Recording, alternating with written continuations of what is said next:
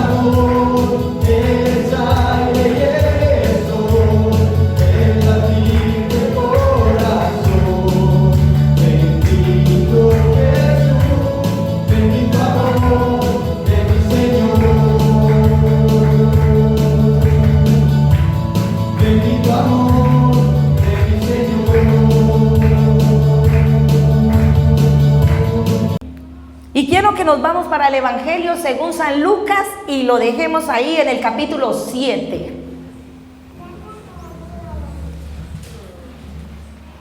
Lucas capítulo 7, versículo 11. Y vivimos un mundo de crisis, ¿cierto que sí?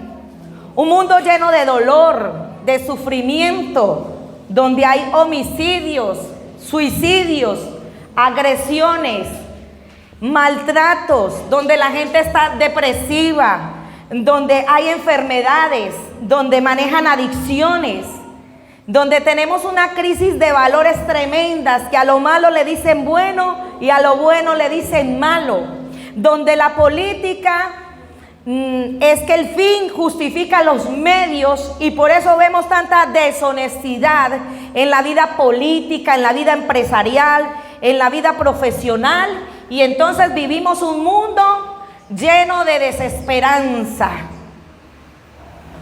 Y como si esto fuera poco, hay una crisis que todos tenemos que enfrentar, que es más grande que todo, y es que tenemos que enfrentar la muerte.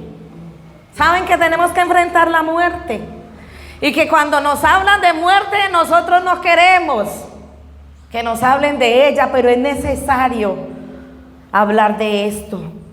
Y yo sé que todos hemos estado acompañando a algún amigo que ha tenido una pérdida, o hemos tenido un familiar que ha fallecido, y ante ese ser querido que estamos acompañando posiblemente en un duelo, nosotros a veces no tenemos palabras, ¿cierto? No tenemos nada que decir, solamente estamos ahí haciendo compañía y orando para que el Señor se glorifique. Estamos haciendo como un acompañamiento, pero a veces no tenemos ni palabras. A veces yo le he dicho a mi esposo, vaya, dígale algo, y me dice, ¿y qué voy a decir? Porque a veces no hay palabras y a veces es mejor un silencio, pero que la gente sepa que ahí estamos. Pero Jesucristo nos ofrece una verdadera esperanza cuando estamos en ese tiempo sin esperanza, porque Él tiene compasión y poder para que nosotros podamos salir adelante en ese mundo donde hay tantas crisis. Y quiero que estemos ahí en el Evangelio San Lucas, capítulo 7, versículo 11, y vamos a leer en el nombre del Padre, del Hijo y con la unción del Espíritu Santo. Dice: poco después Jesús, en compañía de sus discípulos y de una gran multitud, se dirigió a un pueblo llamado Naín. Cuando ya se acercaba a las puertas del pueblo, vio que se acercaban de allí a un muerto, hijo único de madre viuda. La acompañaba un grupo grande de la población. Al verla, el Señor se compadeció de ella y le dijo: no llores. Entonces se acercó al féretro. Los que lo llevaban se detuvieron y Jesús le dijo: joven, te ordeno que te levantes. El muerto se incorporó y comenzó a hablar, y Jesús se lo entregó a su madre. Todos se llenaron de temor y alababan a Dios. Ha surgido entre nosotros un gran profeta, decían. Dios ha venido en ayuda de su pueblo. Así que esta noticia acerca de Jesús se divulgó por toda Judea y por todas las regiones vecinas. Gracias, Señor, porque tú estás con nosotros en este momento. Nos sentimos rodeados de tu gracia, de tu misericordia, de tu favor. Y yo te pido, Señor, que mientras se predica este mensaje, tú estés tocando las vidas, los corazones, Señor.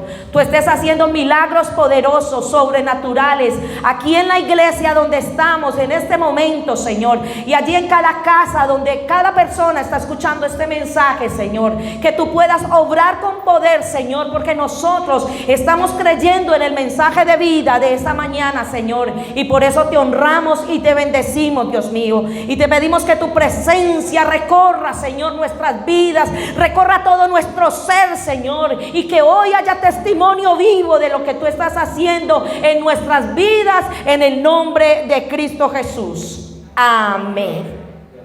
Entonces vamos a recrear un poquito la historia, la escena que se ve acá declarada en el Evangelio según San Lucas. Jesús iba con un grupo de personas. Entre esas personas estaban sus discípulos. Ellos se juntaron y se fueron con él a la ciudad de Naín.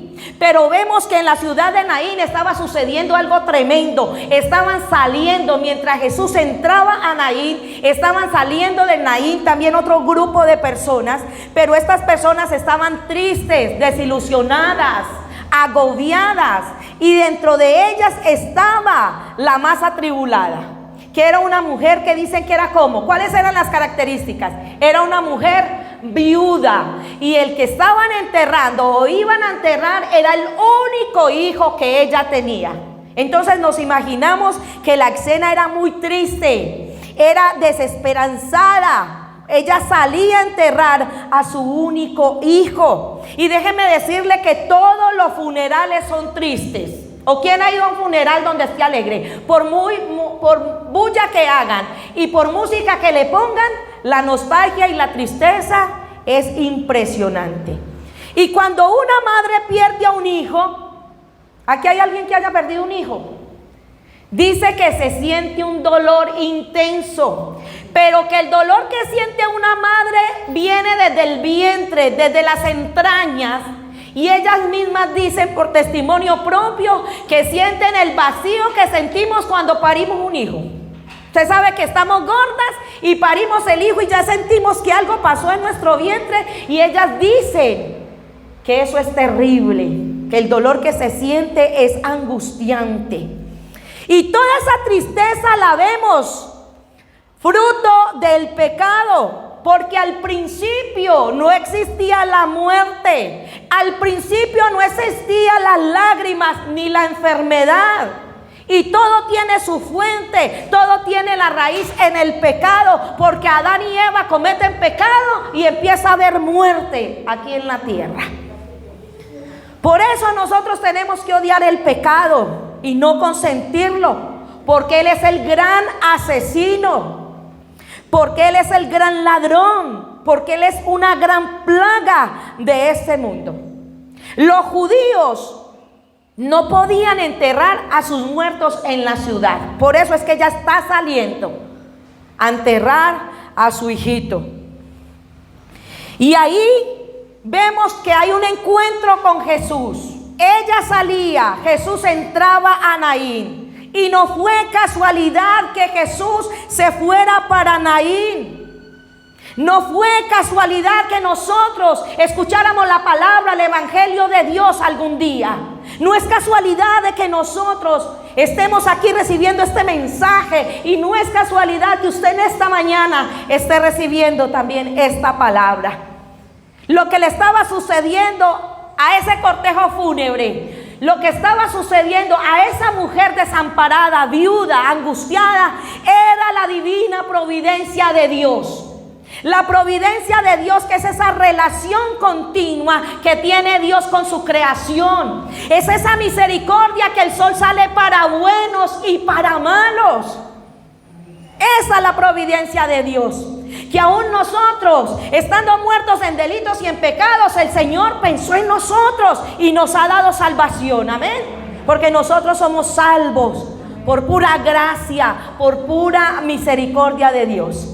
Y hoy usted puede estar viviendo situaciones tan tremendas que lo tienen sin esperanza, pasando por momentos críticos, por situaciones tremendas. La situación de esta viuda era terrible y no había nada para hacer, pero Cristo estaba allí, y donde está el Señor Jesucristo pueden suceder cosas asombrosas, cosas tremendas. Y si nosotros tenemos a Cristo en nuestro corazón, podemos esperar que Él va a hacer algo a favor de nosotros. Tenemos que tener esa esperanza. Y Él tiene algo muy lindo, y lo vamos a ver en el versículo 13 al 15. Y es algo que se llama compasión. ¿Sabe qué es la compasión? Me puse a averiguar en un diccionario normal. Dice: sentimiento de tristeza que produce que se produce al ver padecer a alguien, que se le impulsa a aliviar su dolor o sufrimiento, o remediarlo o evitarlo. ¿Ha sentido usted compasión? El Señor tiene compasión de nosotros. Versículo 13, ¿estamos ahí? Dice la Escritura: al verla, el Señor se compadeció de ella y le dijo: no llores. Entonces se acercó y tocó el féretro, y los que lo llevaban se detuvieron, y Jesús le dijo: joven, te ordeno que te levantes. El muerto se incorporó y empezó a hablar, y Jesús se lo entregó a su madre. El Señor Jesucristo fue movido a misericordia al ver el sufrimiento de esa mujer, al ver que ella había perdido la única fuente de sostén, que había perdido la esperanza de perpetuar la línea familiar. Era una compasión real, no como la que a veces sentimos nosotros, que decimos: ay, qué pesar, pero no hacemos nada. El Señor siente compasión por sus hijos. El Señor siente compasión con la creación. Y Dios no se complace en vernos mal. Y Dios tampoco es indiferente a nuestros dolores, a nuestra tristeza, a nuestro desaliento. Él no es indiferente.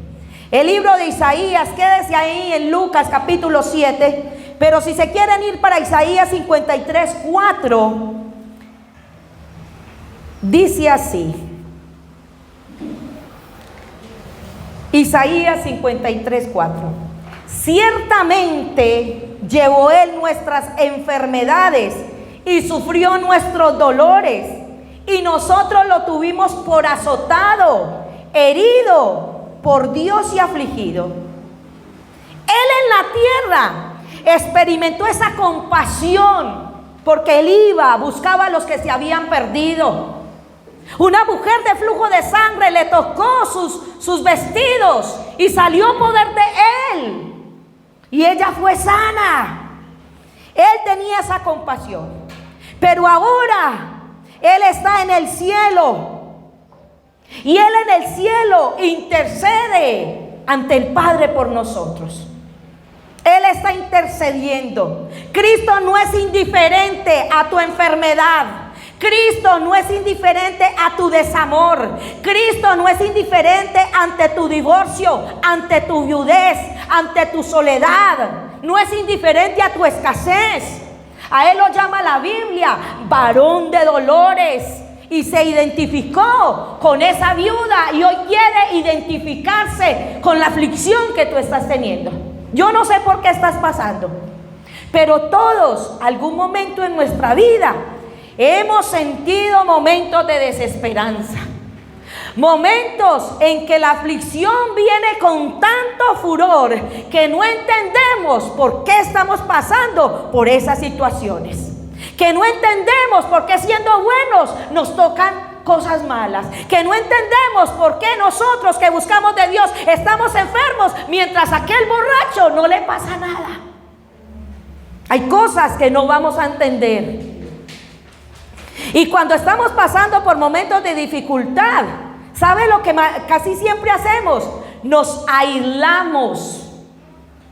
Nos aislamos. Entramos en depresiones, en angustias. Y le voy a decir, la soledad trae desesperanza. Por eso es que el diablo quiere que nosotros nos encerremos, que no contemos nada. Porque sabe que si nos aislamos, nos va a coger esas ganas hasta de morirnos. Porque yo sé que algún momento en su vida usted ha tenido ganas de morirse y no existir, estar en el cielo y ya, pues usted es de Dios, usted se va para el cielo. Y muchas veces hemos vivido esas circunstancias, porque tenemos momentos tan difíciles que sentimos que no hay quien entienda mis luchas, que nadie vive mi soledad, que nadie sabe lo que me duele, que nadie sabe lo que yo vivo, que nadie sabe cómo es mi madre, cómo me maltrata, cómo es mi padre de borracho, que nadie sabe cómo es mi esposo, que nadie sabe cómo son mis hijos. Y en ese momento tenemos desesperanza porque parece que nadie nos puede socorrer, pero el Señor entiende nuestras luchas y Él nos puede socorrer. Y hoy estar aquí para socorrernos, para fortalecernos y para mostrar su gracia y su fidelidad. Amén. Tenemos que creer. Hay momentos de dificultad, todos los pasamos, pero que no tengamos desesperanza, que eso es lo que nos quiere poner el enemigo. Todo se acabó aquí, empaque y vámonos, aquí ya no hay nada que hacer. Y si hay mucho por hacer, porque el Señor está con nosotros. ¿Qué sentiría esa mujer viuda? ¿Cierto que es duro estar viuda? Levantar hijos sola. A ella no le tocó sino uno, pero se le muere el muchacho.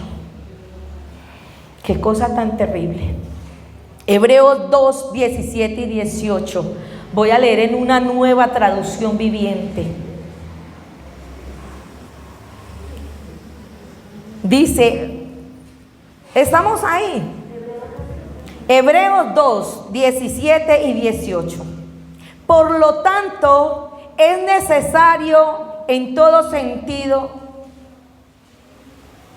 es necesario que en todo sentido Él se hiciera semejante a nosotros, sus hermanos, para que fuera nuestro sumo sacerdote fiel y misericordioso delante de Dios. Entonces podía ofrecer un sacrificio que quitara los pecados del pueblo, debido a que Él mismo ha pasado por sufrimientos y pruebas, puede ayudarnos cuando pasamos por pruebas. ¿El qué? Él puede ayudarnos porque Él las vivió, Él sufrió, Él se hizo semejante a nosotros.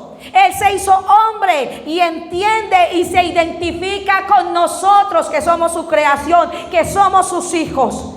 Dice Hebreos 4:15, porque no tenemos un sumo sacerdote que no pueda compadecerse de nuestras debilidades, sino uno que fue tentado en todo, ¿sí o no? Según nuestra semejanza, pero sin pecado. Él sintió la fuerza de la tentación, Él sintió hambre, Él tuvo sed, Él se cansó, Él se durmió en medio de una tormenta, Él sintió tristeza frente a la tumba de Lázaro, Él sintió agobio cuando se vio en el huerto de Getsemaní solo, porque se sentía angustiado en gran manera. Así que Él puede identificarse con nosotros. Él sintió persecución, pero dice la Escritura que es poderoso para socorrernos, que Él nos va a ayudar si somos tentados, porque Él fue tentado en todo, absolutamente en todo. Y regresamos a Lucas capítulo 7, cuando Él le dice a ella: no llores. ¿Ha estado usted en un velorio y que usted le dan ganas de decirle, porque la gente está tan desconsolada, no llore? Cierto que no falta el que diga no llore, no falta. Y yo siempre les digo: déjenla que llore, porque me buscan a mí para decirle: vaya, pastora, dígale a ella que no llore más. ¿Qué le pasa? Que llore, que haga su duelo, porque en ese momento nosotros no tenemos cómo consolar a esa persona, pero Jesús le dice: no llores. ¿Ah? En el caso de Jesús, Él está diciendo no llores, porque en cierto sentido Él puede estar diciéndole: mírame a mí, yo puedo quitar la causa de ese sufrimiento, de esa tristeza. Y va a haber momentos que el Señor le va a decir: no llore, hija, porque en mis manos está el poder para hacer ese milagro. Hay momentos que lloramos, pero hay un momento que el Señor nos dice: no llore más, quítese ese cilicio, aunque no veamos nada, aunque los diagnósticos y todo sean contrarios. La fe va más allá. Esa es la fe, ahí es donde tenemos que desarrollar fe. ¿Qué es la fe? La certeza de qué. de lo que se espera y la convicción de lo que no vemos. Es fe, aunque parezca imposible. Pero habrá algo imposible para Dios. Toda esta semana Dios me ha dicho así: habrá algo imposible. Para nosotros es imposible, pero para Dios no hay imposibles. Y eso es lo más lindo, lo más hermoso. Y eso nos lleva a ver el siguiente punto: el poder de Cristo. Versículo 14. Entonces se acercó y tocó el féretro, y los que lo llevaban se detuvieron, y Jesús le dijo: joven, te ordeno que te levantes. La esperanza viene de nuestro Señor Jesucristo. Jesús es el que da la vida. Él venció la muerte en la cruz del Calvario. Dicen las Escrituras que al tercer día Él resucitó y está a la diestra de Dios Padre, y nos ha prometido que si nosotros estamos en Él, vamos a tener vida. Vamos a tener vida. Y si tenemos a Cristo, tenemos que tener esperanzas. Tenemos que tener esperanza. ¿Cómo es posible que gente que no camina como nosotros caminamos con el Señor, que no busca de Dios como nosotros buscamos, puede alcanzar a tener y a esperar de Dios algo? Y nosotros parece que hemos perdido la fe que Dios ahora, en este tiempo, puede hacer milagros. Si predicamos que tenemos un Dios vivo, si predicamos que nuestro Dios es el mismo de ayer, hoy, por los siglos de los siglos, entonces ¿por qué no estamos esperando los milagros de Dios? ¿Por qué no estamos esperando que Dios se glorifique de una manera tremenda? Tenemos que volver a esperar en el Señor. Tenemos que volver a creer como iglesia que el Señor hace milagros, que el Señor toca, que usted entró enferma y que va a salir sana en el nombre de Jesús. Porque Él es fiel, porque Él es bueno, porque Él es misericordioso, que mientras estamos aquí atendiendo el llamado del Señor, Él está tocando a su esposo, Él está tocando a sus hijos, Él está tocando a su madre, Él está tocando a su familia. Porque esa es la certeza que nosotros tenemos que tener. La muerte no es el final para nosotros, porque en Cristo tenemos siempre una esperanza. Dígame si la mamá oró. ¿Cierto que no? Ella no oró. Esa viuda hizo méritos para recibir un milagro de Dios. Aquí no dice nada. Simplemente recibió el favor de Dios, que se llama gracia. Gracia. Y eso es lo que nos da a nosotros esperanza. La gracia de Dios, el favor de Dios inmerecido. Y el evangelio es pura gracia. La oración de fe en nuestro Señor Jesucristo nos da vida eterna a través de ese sacrificio que nuestro Señor hizo en la cruz del Calvario, donde Cristo demostró el odio por el pecado, pero el amor por nosotros los pecadores. Y hay algo interesante, que cada vez que Jesús resucita a un muerto aquí en la Biblia, vemos que lo hace de la misma manera. ¿Y sabe cómo lo hace? Hablándole al muerto. Le habla al muerto. ¿Por qué le habla? Porque la palabra de Dios tiene poder. Tiene poder. En Génesis 1, usted ve que el Señor creó todo lo que existe por medio de ¿qué? De la palabra. Y Dios dijo: hágase la luz. Y se hizo la luz. Es la palabra. El centurión, si usted se pone a ver en el capítulo 7, hay la historia del centurión que tenía un siervo enfermo. Y el centurión manda a que llamen a Jesús. Y cuando Jesús va a sanar a ese enfermo, él le dice: Señor, no soy digno de que entres en mi casa, pero di la palabra y mi siervo sanará. Es la palabra. Y el siervo sanó. Claro, el siervo se sanó. Y ahí es donde sale toda la romería para Naín. ¿Cómo salieron? contentos, dichosos. Estamos con el que hace milagros, estamos con el que hace maravillas. Y en la entrada está el muerto, está la viuda. Un contraste tremendo, como lo vivimos muchas veces. Mientras unos están felices, otros están llorando. Mientras muchos hoy se van a morir, otros están naciendo. Ese es el contraste. Pero lo impresionante es que el Señor estaba ahí, en medio de la multitud. Nosotros tenemos esta palabra, la Escritura, y ahí está la solución para nuestras vidas, en las Escrituras. Yo sé que usted se sabe Hebreos 4:12, porque la palabra de Dios, ¿qué es? Es viva y eficaz y más cortante que toda espada de dos filos, que penetra hasta partir el alma y el espíritu, las coyunturas y los tuétanos, y discierne los pensamientos y las intenciones del corazón.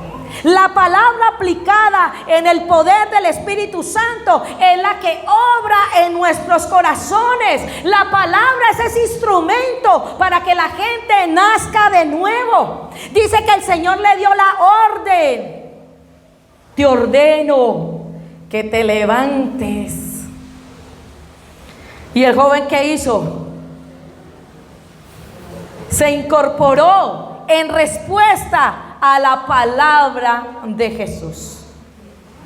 Todos los que están muertos en iniquidades pueden responder a la palabra que se predica a través del Evangelio. Por eso nosotros tenemos que aprender a predicar a tiempo y a destiempo, y aprovechar cualquier oportunidad que la gente nos dé para proclamar que hay un Dios que puede transformar las vidas. La gente quiere mucha consejería sin que le demos el Evangelio. La gente quiere que le resolvamos los problemas sin que le prediquemos el Evangelio. Pero le voy a decir una cosa: lo único que cambia la vida de un ser humano es el Evangelio, que tiene el poder para hacerlo. Es la palabra que el Señor nos dio. Es la palabra que la tenemos que utilizar para que la gente venga a los pies del Señor. Nosotros estábamos así, muertos, pero un valiente, no sé si un amigo, alguien que le predicó la palabra, un valiente que fue capaz de levantar una iglesia, una obra. Hubo valientes que levantaron el Evangelio. Hubo alguien que dijera: vamos a hacer una emisora, y usted se nutre de las emisoras, ¿o no?, para escuchar la palabra del Señor. Y este es el único mensaje de poder y de esperanza para este mundo de crisis. A veces queremos ayudar a muchas personas. ¿Quiere ayudar? Empiece a predicar la palabra de Dios. Por eso el enemigo es tan astuto, y lo primero que le quita al creyente es la palabra. Por eso cuando usted tiene momentos tan difíciles, momentos tan angustiosos, lo primero que usted hace es no querer leer la palabra. Usted medio ora, pero nada de palabra. Usted no coge la Biblia, lo que le den en la emisora, o lo que le den en el televisor, o el devocionalcito que le manden. Pero tenemos que leer la palabra. ¿Qué me está diciendo el Señor? Porque una cosa es yo hablarle y hablarle, que es la oración, pero yo tengo que escuchar qué me quiere decir el Señor. Y muchos quieren que Dios le hable y que se aparezca el profeta y que le dé la profecía. Y gloria a Dios si hay profeta para hablar, pero no siempre va a haber un profeta. Pero aquí dice el Señor que nos ha hablado a través de las Escrituras, para que usted, el día que tenga aflicción, momento de dificultad, el momento que esté atravesando, coja la palabra, que yo sé que el Señor le va a dar vida a través de esa palabra. El Señor le va a dar esperanza, el Señor le va a dar consuelo, el Señor nos va a levantar, porque Él no quiere que nosotros estemos angustiados. Y escuché un testimonio de un señor de apellido Carambini. Y este señor era el secretario de las sociedades bíblicas en África hace varios años. Y usted sabe que las sociedades bíblicas tienen que vender, el lema de ellos es que van a esparcir el evangelio, y ellos promueven las Biblias de manera muy económica para que la gente tenga facilidades de comprarlas. Y este hombre se fue para determinado punto y se encontró con un hombre y le dice: estoy vendiendo Nuevos Testamentos. Y le dice: ¿yo qué voy a comprar un Nuevo Testamento? Entonces el que leía la Biblia empezó a sentir algo en el corazón y dijo: yo le voy a regalar este Nuevo Testamento. Y el hombre le dijo: ¿para qué me va a regalar ese testamento? No me regale ese testamento, porque yo lo que voy a hacer es que me voy a fumar. Ahí voy a empacar todo. En cada rasgo una hoja y me hago un bareto. Y él le dijo: listo, se lo doy, haga todos los baretos que quiera, pero hágame una promesa. Y el hombre le dijo: ¿qué promesa? Que antes de enrollarla, usted se va a poner a leer la Biblia y después se la fuma. Listo, va para esa, se lo prometo, se lo garantizo. Y él no lo volvió a ver. Ninguno de los dos se volvieron a ver. Pero en determinado momento invitaron a este hombre de las sociedades bíblicas a una campaña que iba a haber. Y él fue con todas sus Biblias a venderla y se sentó a escuchar el sermón. Y cuando se levanta un hombre le dije: usted no se acuerda de mí, pero yo sí me acuerdo de usted. Usted fue el que me dio un Nuevo Testamento y yo le dije: me lo voy a fumar. Y le voy a decir la verdad, yo empecé, me fumé a Mateo, me fumé a Marcos, me fumé a Lucas y empecé a fumarme Juan. Me fumé primera de Juan, el primer capítulo. Me leí el segundo capítulo, también me lo fumé. Pero cuando estaba leyéndome el tercer capítulo, vi que decía: de tal manera amó Dios al mundo que ha dado a su Hijo unigénito, para que todo aquel que en él crea no se pierda, sino que tenga vida eterna. Y ahí no pude seguir fumando. Y ahí entendí el propósito que Dios tenía para mí. Y lea las Escrituras, porque en ellas hay vida eterna. En ellas hay esperanza. El diablo te ha robado, piensa que con tus dones, con tus talentos vas a tener, pero llega un momento que vas a sentirte desprovisto. Puedes tener mucha Biblia en la mente, pero va a llegar un momento que tienes que coger las Escrituras y decir: Señor, ¿qué tienes para darme? ¿Qué me estás mostrando? ¿Qué quieres que yo aprenda con lo que estoy viviendo? Tenemos que volver a las Escrituras. Vuélvase a las Escrituras. Volvamos a ser esa iglesia que portaba la Biblia. Sé que estamos en tiempos modernos, pero entonces cargue su Biblia. Bájele diferentes versiones, por si no entiende la Reina Valera, la Biblia de las Américas. Vea una nueva traducción viviente y usted pueda entender el mensaje. Es que muchos dicen que esas Biblias modernas no sirven. Sí sirven. Lo que pasa es que no son traducciones literales, sino que son traducciones de contexto, para que usted vea de forma más abierta lo que está pasando. Pero es la Escritura. Es la Escritura. Y en Lucas 7, versículo 16, dice: todos se llenaron de temor y alababan a Dios. Ha surgido entre nosotros un gran profeta, decían. Dios ha venido en ayuda de su pueblo. Así que esta noticia acerca de Jesús se divulgó por toda Judea y por todas las regiones vecinas. El efecto de esa resurrección de ese muchacho, ahí conocieron quién era Cristo. Cristo te llamó a través de su palabra, y nunca sabemos el efecto que va a tener lo que nosotros hablemos. De la palabra, si piensen que no le van a prestar atención. Dele la palabra a sus hijos, porque usted quiere que sus hijos se conviertan y tiene que dar la palabra y tiene que exhortarlos. Tiene que abrir la palabra y decir: hija, lo que estás haciendo no está bien hecho. Así usted piensa que ellos no le van a prestar atención. Diga la palabra, que en cualquier momento esa palabra tendrá su efecto. Pero no se quede callado. Diga la palabra. Uno a veces predica y uno dice: ay, sí recibirían. Sí, alguien recibe.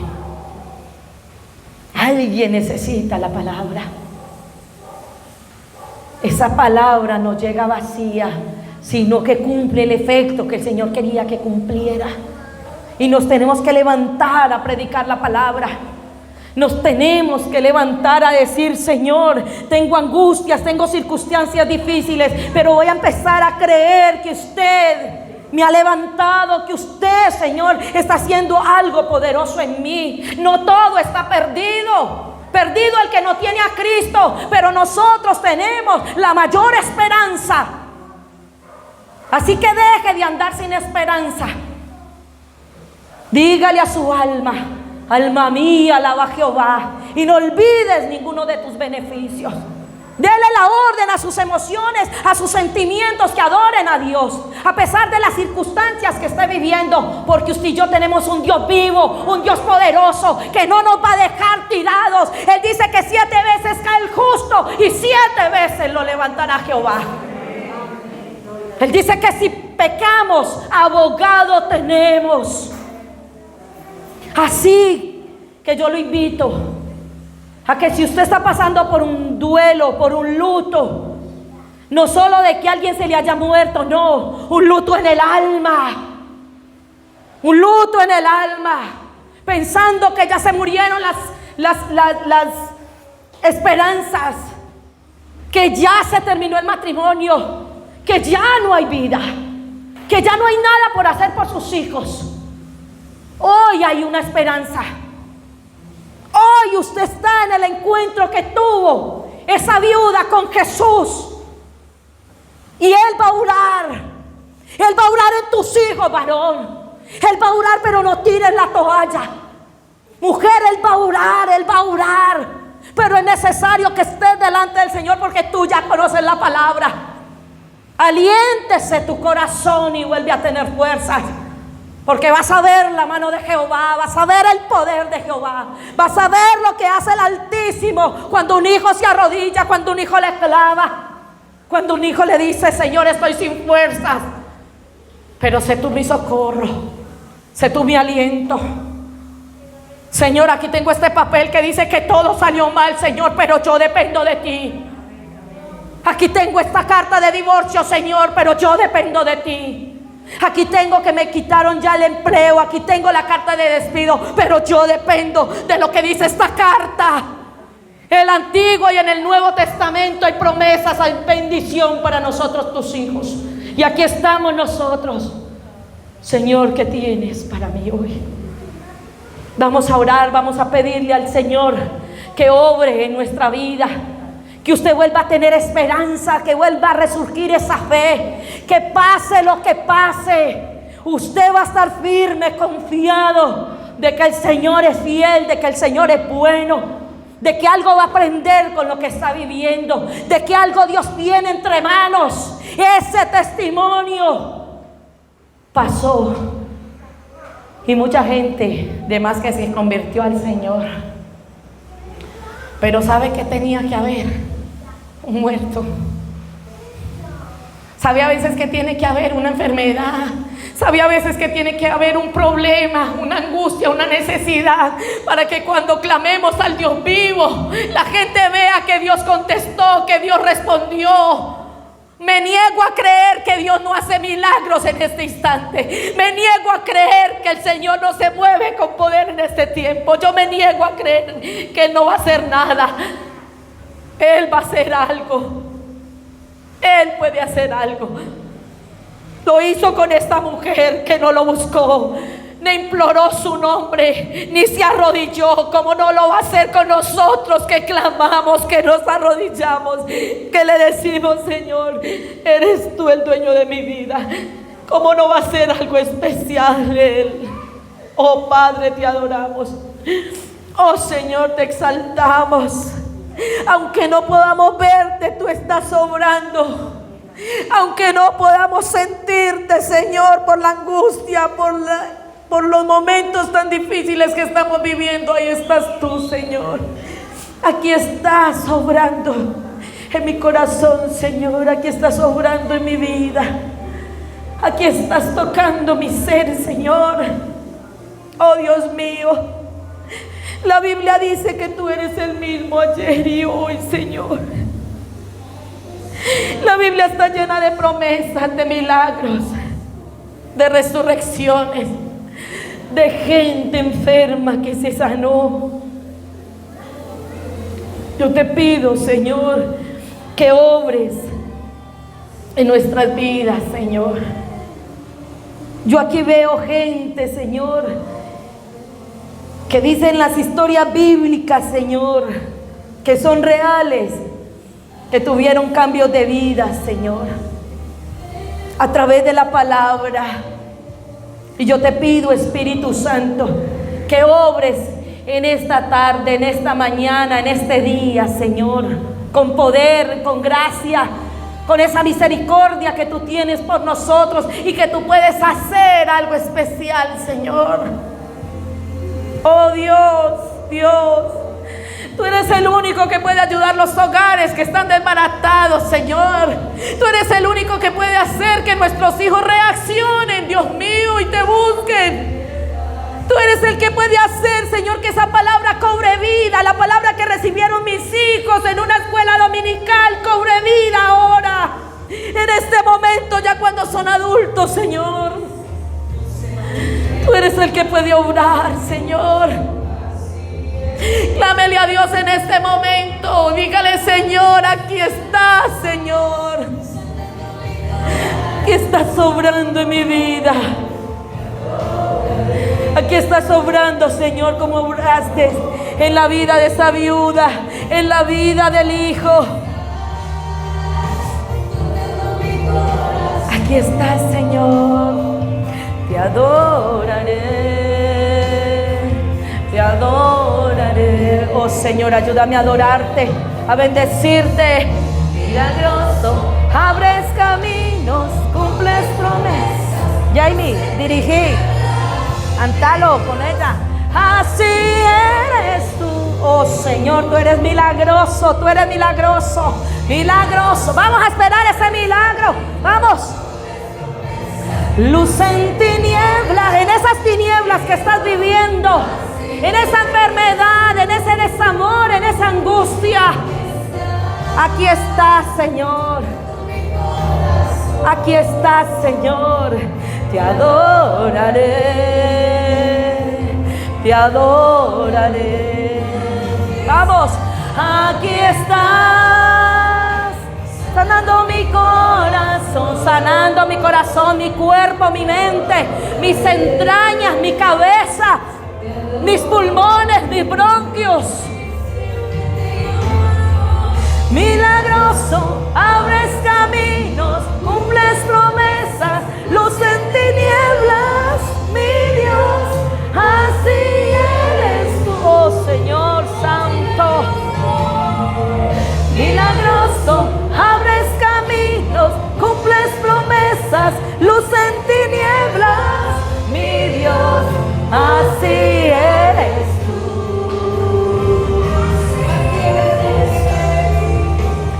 Así eres. Vamos, declare lo que así es Él. Él es maravilloso. Cambia mi vida, Señor.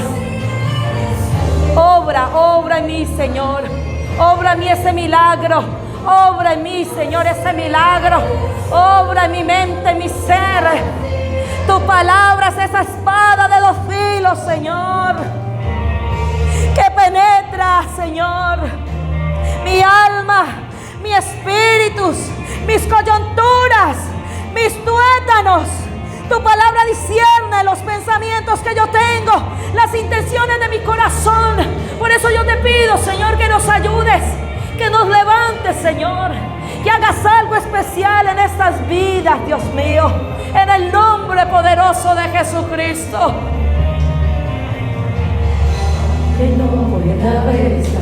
A ver, aunque ese diagnóstico diga lo contrario, diga que no hay milagros, donde ese diagnóstico diga que no hay nada para hacer, vamos a decirle: siempre estás sobrando, Señor. Aunque no pueda ver, estás sobrando. Aunque no pueda ver, estás sobrando. Allí en tu casa dile: siempre estás. Vamos a creerle: siempre estás sobrando. Aunque no pueda ver, estás sobrando. Aunque no pueda ver, estás sobrando. Oh Señor, siempre estás sobrando. Siempre estás sobrando. Aunque no pueda ver, estás sobrando. Vamos, aunque no pueda ver, estás sobrando. Siempre estás sobrando.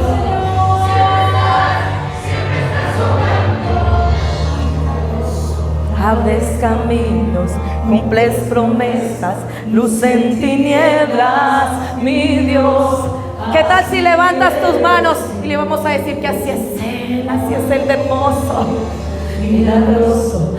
Abres caminos, cumples promesas, luz en tinieblas, mi Dios, así es. Vamos, con fe para recibir, vamos. Milagroso, abres caminos, cumples promesas, luz en tinieblas, mi Dios, así eres tú. Milagroso, abres caminos, cumples promesas, luz en tinieblas, mi Dios, así eres tú.